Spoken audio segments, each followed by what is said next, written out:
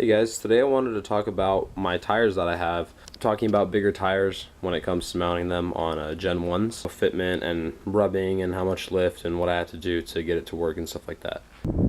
So these are Toyo AT2's. Their size is 295/75 R16, which translates to about 33.4 inches tall and 11.6 or 4 inches wide, I think. First off, I wanted to start talking about rubbing.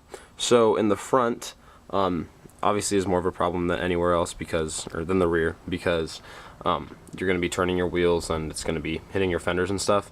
So what I had to do was I took this fender flare off because I plan on getting fiberglass like bulge fenders anyway, but I had to take this off and trim down this inner part of the fender right here, which does not rub anymore, at least when driving. However, on the other side, as you can see, I did bend my fender here a little bit, and this was on a turn off-road high-speed bump.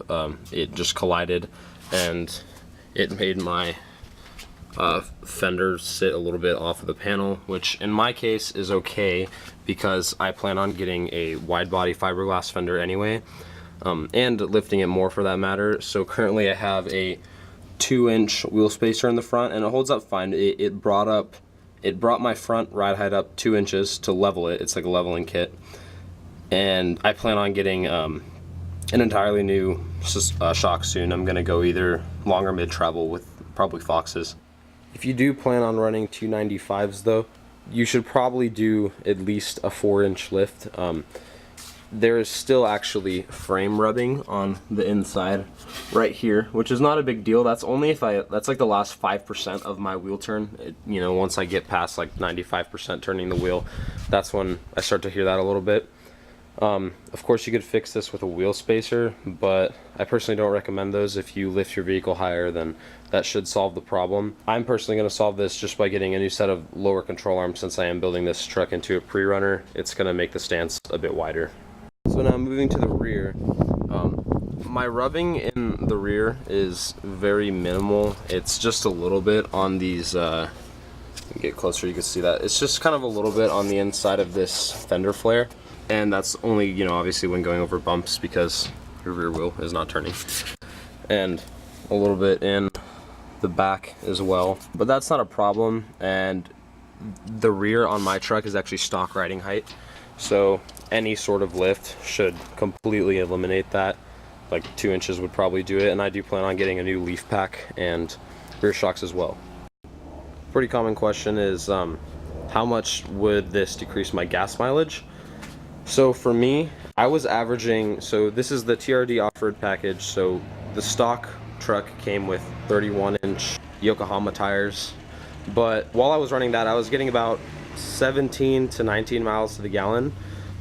After putting these on, I get from about 16 to 18. Also, I really do have to stress the importance of getting your wheels and tires balanced and rotated.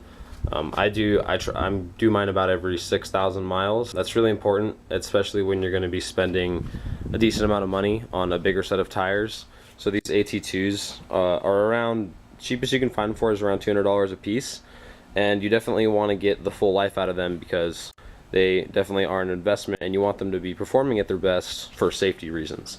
If you don't get your alignment and balance and rotations done, I actually have a really great example. My friend has a Chevy Silverado that he's got a big set of tires on, and yeah, I'll just show you guys. So Cam, you want to tell me what happened right here? Well, apparently I was supposed to get an alignment, but me being, I just want to drive. Right. I was like, I don't need an alignment. I can just handle it with my steering, Yeah. Well, I'm trying to make drag tires. Right. So. That's a $260 tire, right?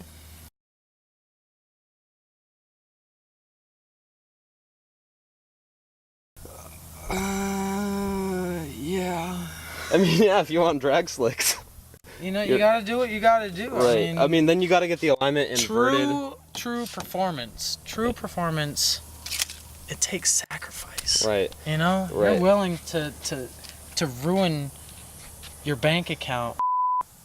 Also, these are the rears just for comparison. So these is rear,